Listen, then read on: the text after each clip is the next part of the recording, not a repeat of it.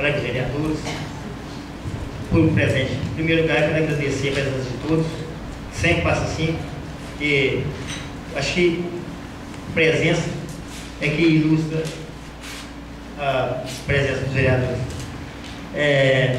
Eu quero deixar aqui, acho que nenhum dos 5 vereadores queria fazer essa ADIM, esse requerimento de investigação da CI, mas só que realmente o Alcindo tem até razão, talvez em termos, porque para a gente não tem acesso em nenhum documento mesmo.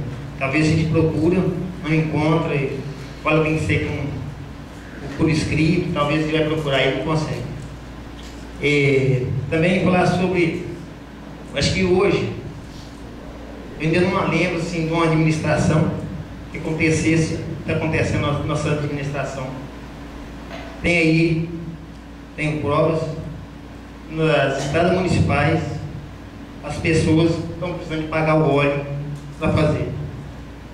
Tem porque eu tenho presenciado, e não só as estradas, talvez aqui qualquer coisa que pede aqui, tem que ter alguma coisa, tem que ter um dinheirinho por aqui, então isso eu acho que é muito grave, que está acontecendo na nossa administração, porque se for preciso você pagar para fazer tudo, igual na estrada municipal, que eu sei que foi pago esses dias, e não foi o serviço, foi concluído como devido. E mais uma vez.